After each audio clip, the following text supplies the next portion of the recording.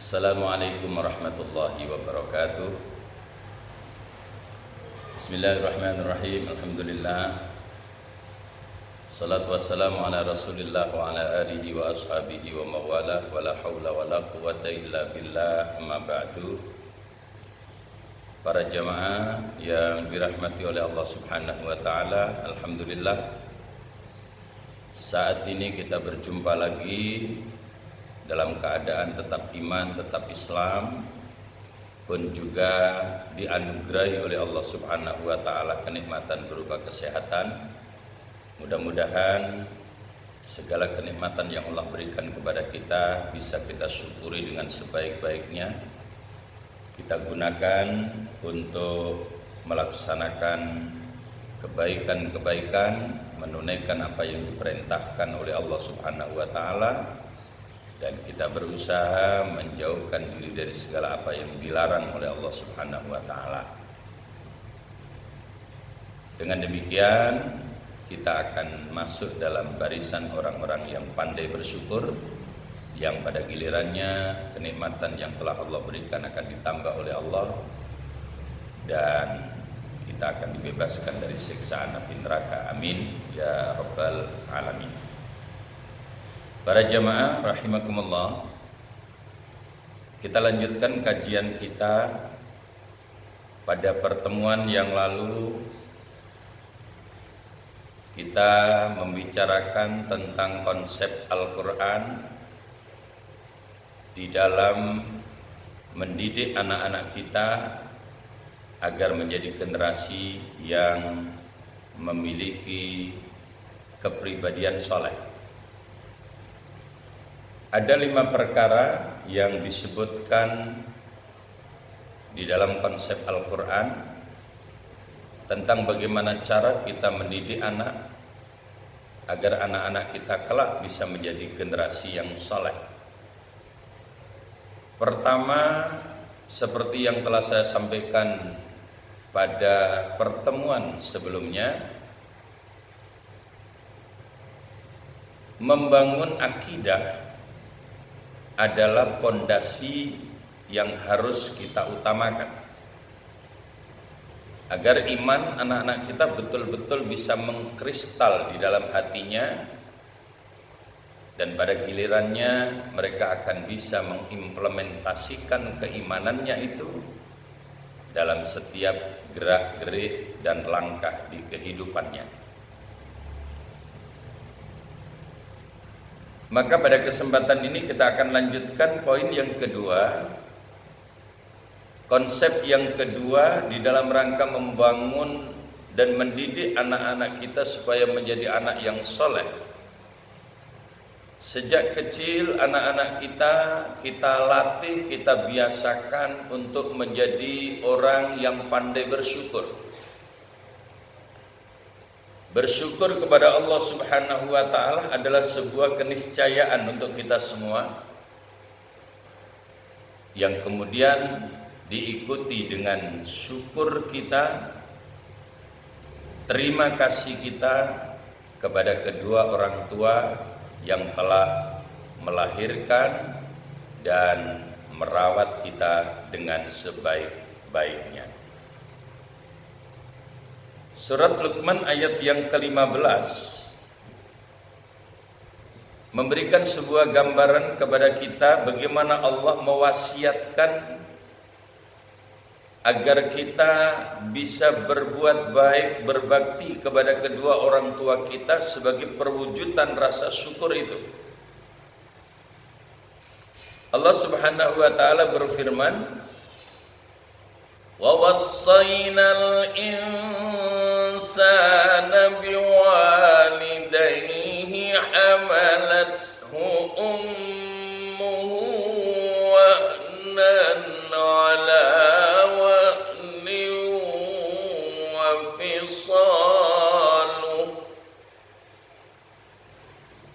wa fisaluhu fi 'amaini an ishkur li wa liwalidayka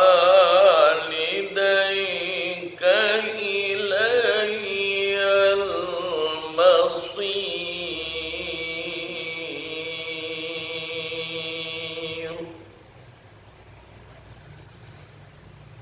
telah mewasiatkan kepada seluruh manusia agar senantiasa berbuat baik kepada kedua orang tuanya. Karena kedua orang tua kita lah kita bisa terlahir ke dunia. Merekalah yang mengasuh dan membesarkan kita, merekalah yang menyusui kita. Dalam bahasa Al-Quran, yang dalam kurun waktu 2 tahun kita disusui oleh ibu kita. Karenanya kemudian Allah Subhanahu wa taala mewasiatkan kepada kita untuk bersyukur kepadanya dan juga kepada kedua orang tua kita. Syukur kepada Allah Subhanahu wa taala atas segala nikmat yang telah diberikan kepada kita. Lalu kemudian syukur kepada kedua orang tua kita atas jasa dan pengorbanan beliau-beliau, mulai dari proses kehamilan, proses kelahiran, kemudian juga perawatan dan pengasuhan kita. Ini menjadi sangat penting sekali, apalagi kemudian Rasulullah Shallallahu Alaihi Wasallam juga berulang kali mengingatkan kepada kita, sampai-sampai beliau pernah menyatakan al-jannatu tahta aqdamil ummahat. Kalau kita ingin surga, kalau kita ingin masuk surga, beliau gambarkan surga itu di bawah telapak kaki ibu. Artinya apa? Artinya kita diminta oleh Rasulullah Sallallahu Alaihi Wasallam untuk betul-betul membaktikan diri kita kepada kedua orang tua kita, manakala kita ingin mendapatkan surganya Allah Subhanahu Wa Taala. Bahkan di dalam hadis yang lain Rasulullah mengatakan ridallah fi ridal walidain wa sukhtullah fi sukhtil walidain. Ridhonya Allah itu berada pada ridho kedua orang tua kita, dan murka Allah berada pada murka kedua orang tua kita. Nah, usai kita melatih anak-anak kita, mendidik mereka supaya menjadi orang yang pandai bersyukur, konsep yang ketiga agar anak-anak kita bisa menjadi anak yang soleh adalah melatih mereka dalam hal ibadah. Ya bunayya aqimis sholah.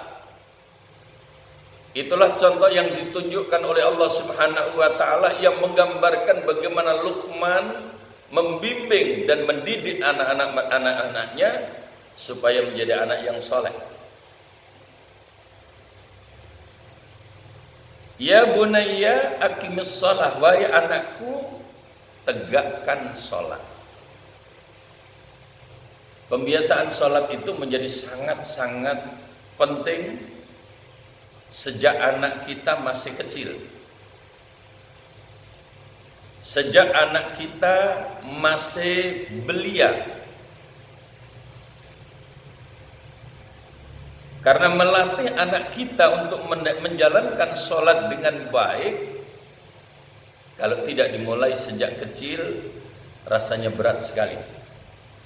Fakta di lapangan menunjukkan bagaimana susahnya kita ketika menghadapi anak-anak yang sejak kecil jarang sholat, tiba-tiba ketika sudah memasuki jenjang pendidikan menengah, mereka diajak untuk menjalankan sholat. Masya Allah, susahnya setengah mati.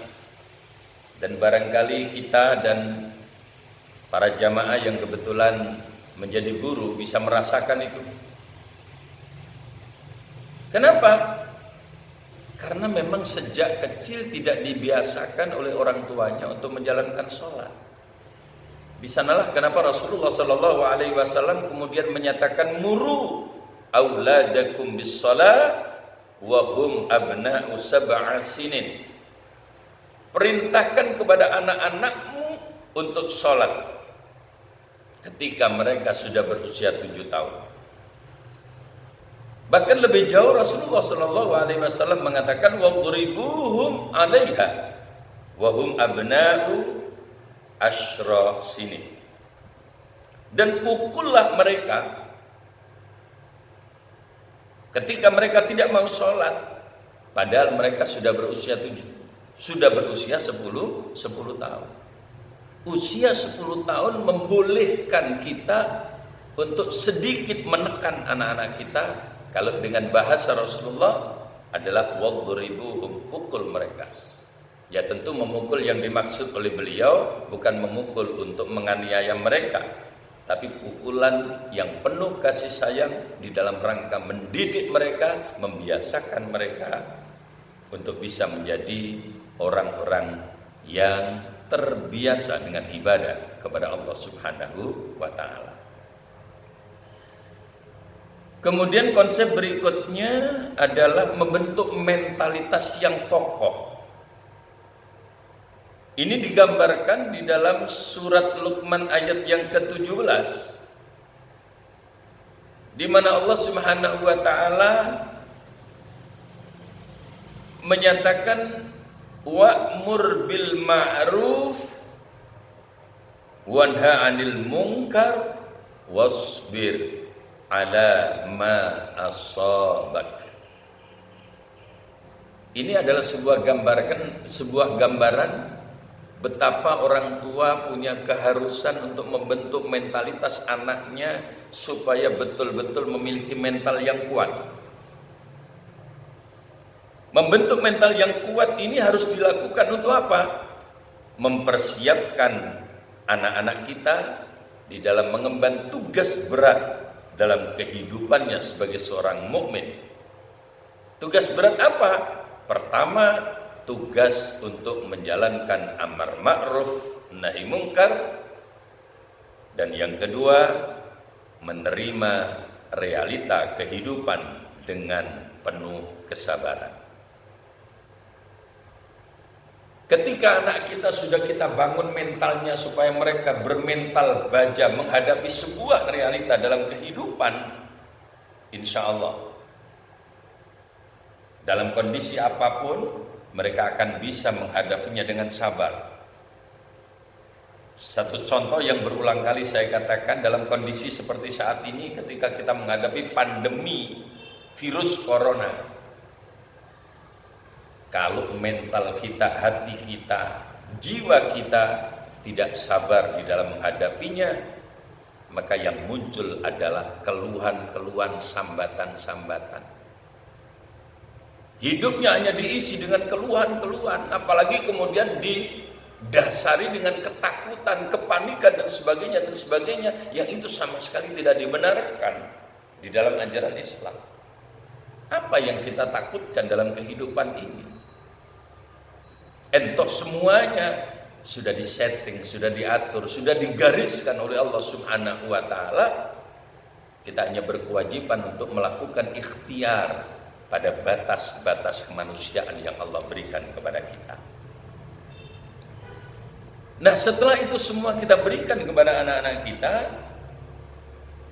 agar kita benar-benar sukses membangun mereka menjadi generasi yang soleh, maka tidak boleh kita abaikan penataan akhlak adalah sebuah keharusan di dalam rangka membangun karakter kepribadian anak-anak kita. Digambarkan di dalam ayat 18 dan 19 di surat Luqman itu, akhlak apa yang harus kita sampaikan, akhlak apa yang harus kita biasakan, akhlak apa yang harus kita bangun di dalam kepribadian anak-anak kita. Allah Subhanahu wa ta'ala berfirman, وَلَا تُصَعِّرْ خَدَّكَ لِلنَّاسِ وَلَا تَمْشِ فِي الْأَرْضِ مَرَحًا إِنَّ اللَّهَ لَا يُحِبُّ كُلَّ مُخْتَالٍ فَخُورٍ وَاقْصِدْ فِي مَشْيِكَ وَاغْضُضْ مِنْ صَوْتِكَ إِنَّ أَنكَرَ الْأَصْوَاتِ لَصَوْتُ الْحَمِيرِ.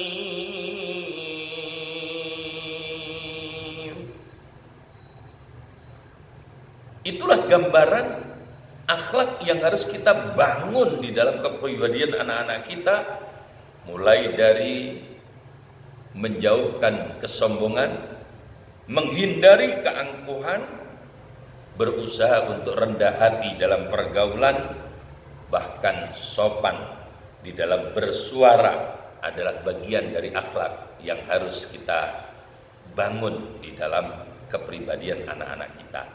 Insya Allah ketika kita bisa membentuk anak-anak kita, membangun anak-anak kita, mendidik anak-anak kita dengan konsep-konsep yang telah disampaikan oleh Allah di dalam ayat itu, maka tinggal kita berdoa, mohon kepada Allah Subhanahu wa taala, insya Allah anak-anak kita akan tumbuh menjadi anak yang soleh dan solihah dengan izin Allah Subhanahu wa taala.